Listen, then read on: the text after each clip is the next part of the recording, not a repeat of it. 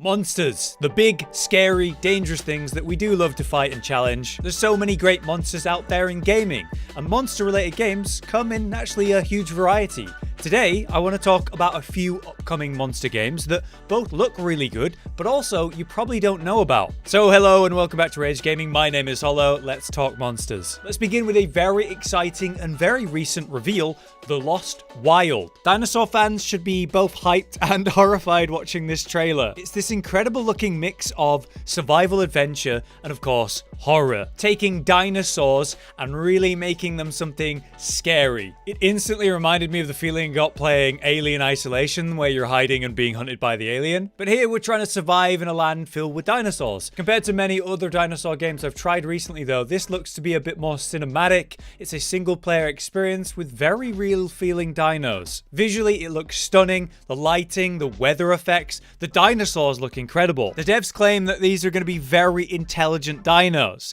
Apparently they're using systemic AI systems that have the dinos acting like living animals that, yeah, you can outsmart, but they can outsmart you. They claim they're trying to capture both the reverence and majesty of some of the incredible dinosaurs you could have encountered, but also, of course, the terror of them. It's all set around a destroyed research facility in Japan, and it's surrounded by the wilderness you see. We'll be out there scavenging the world to survive, finding important items, and creating different things from it. Things that should hopefully give us a fighting chance, or just give us those few moments that let us escape. They say the core of the gameplay, though, is based on a simple system of risk versus reward. So the longer you're out there with the dinos, of course, the more risk involved as you have prolonged encounters, but also discover more and progress the story and maybe try to escape. Our encounters with the dinos seem to be largely based on stealth in this game, though. We're gonna have to hide and elude them using distraction and the locale we're actually in. But once you're spotted, there's not really going to be much of a chance to run. We will have a few ways to maybe intimidate, lure, or even repel animals using non-lethal weapons, scaring them with fire or using traps, basically buying time rather than actually fighting. As far as the story goes, we don't know a huge amount yet, but they do tell us this: we're going to be communicating with some sort of mysterious voice on a radio and be trying to make our way through the facilities and, yeah, try to escape the island. And as we go, we'll be drip-fed information, led to dramatic points, and generally try to solve whatever happened here. Officially, the devs claim the game is inspired by Dino Crisis, Trespasser, and there it is, Alien Isolation. It's based on Unreal Engine 4, and it actually is releasing originally on PC, but hopefully it'll come to consoles after that. And they say it's going to have high replayability through its combat and survival mechanics. I think it sounds awesome. I think it looks very visually impressive. The atmosphere they seem to have captured with the dinos appears spot on to me, so this could be very scary. I'll be following the Lost Wilds development and could hopefully talk more about it in the future. Next up then, I want to talk about Arise of Awakener. You see, one game that was suggested to me when I was doing the Monster Hunter series was Dragon's Dogma, a very well respected action RPG game from a fantasy setting. The sad thing about Dragon's Dogma is it really deserved a sequel and we never really had a proper one. Something to bring the series up to date, you know, less clunky, visually improve it, all that good stuff. However, what we do have coming now is Arise of Awakener, which seems to be a spiritual successor to Dragon's Dogma and is actually heavily inspired by it. Take one look at this gameplay and it certainly should be familiar to any DD fan, whether it's the visuals, the movement, the combat. There's something very familiar here because it's directly inspired. There's actually only recently announced we have this early development footage that will show us what the game's all about. It was announced recently via TGS and is said to be an action RPG set in a medieval fantasy setting and, as I said, inspired by Dragon's Dogma. So like DD, it is a single player game in an open world, and the official description of the game tells us that we're going to be an adventurer in a mix of magic and medieval, facing off against fantasy beasts and monsters on the ground, but we'll even take to the skies by riding dragons or commanding airships. The story has us looking for revenge and redemption after an initial event, just like Dragon's Dogma, but ultimately the player will attempt to become the awakened one, whatever that means. They've actually not told us. In fact, they're keeping a lot of the details away from us for now. That's the official stuff, but when we take a look at the gameplay,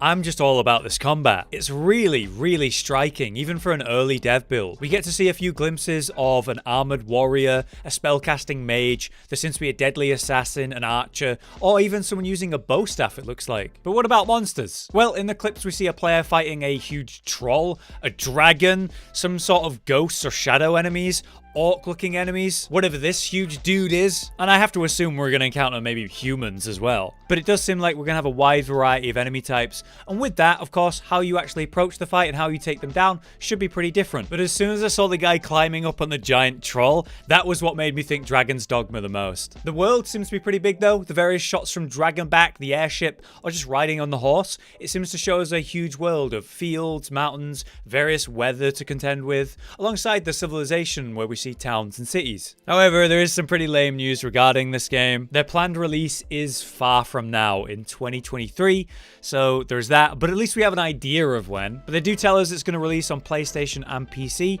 but for now, that's all we know. I think this looks like a really good spiritual successor to Dragon's Dogma, which was of course brilliant, but having an up-to-date version of that type of game with, say, Arise of Awakener, well, that could be really good. Now let's talk about one I've actually had my hands on. Praey for the Gods should be a instantly familiar game when you look at it. If you've ever seen Shadow of the Colossus, little tiny weak human fights giant Chad monster. No problem, we just have to climb up on their huge hulking monster bodies and find a way to ring bells in specific places, no problem. Praey of the Gods tries to take that simple fun concept and add a new spin to it. There's a huge world to explore, small scale battles, and survival aspects like hunger and heat and crafting. They said it was inspired by both Souls and Shadow of the Colossus, and it's a tiny team of just 3 people that came together to make this game. And it seems it was so impressive to those that were interested that it had a hugely successful Kickstarter campaign, amassing double what the devs had hoped for at over $500,000. With that, the project expanded into what we know it as today,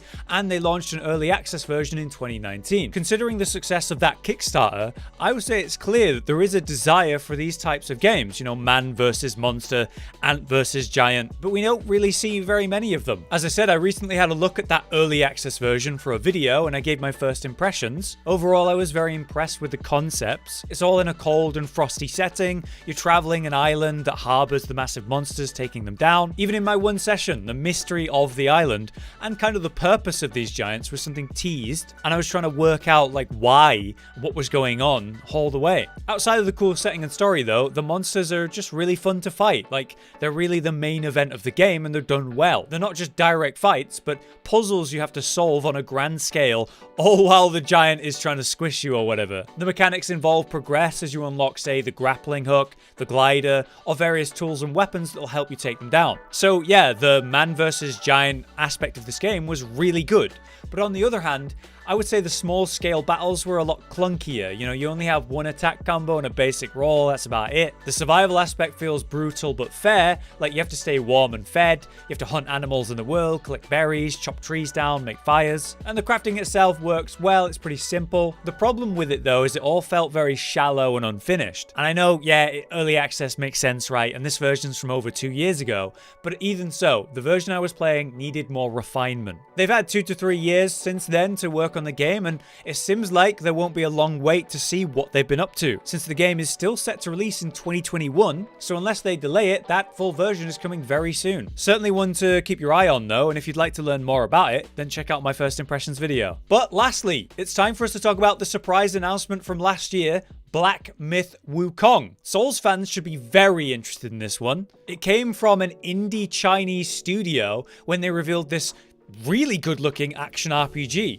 There was just this sudden trailer from nowhere for Black Myth Wukong that wasn't pre-rendered cinematic trailer BS, but actual gameplay following the story of this iconic Wukong character. It was visually very impressive, but the gameplay looked very fun. We were watching as the player would fight huge packs of enemies, take on one-on-one challenges, or giant boss fights in action combat that is very familiar, but also quite unique. Sure, it's that third-person action combat that is familiar to the Souls-like genre, but what's cool about this format is all to do with Wukong. The story of Wukong, as I've been told, is that it's a world filled with magic, and that world sees transformation magic as kind of low-level common. Not something worth worrying about, kind of like a lame party trick that everyone can do. Wukong went against the grain and devoted himself to transformation magic, and through that he's now able to transform into hundreds and hundreds of things, taking their power and then using it for himself. Not only can he transform himself, but other things. You see that in his bow staff, where he body extends or enlarges it at will, but you see the various magic in the gameplay as Wukong transforms into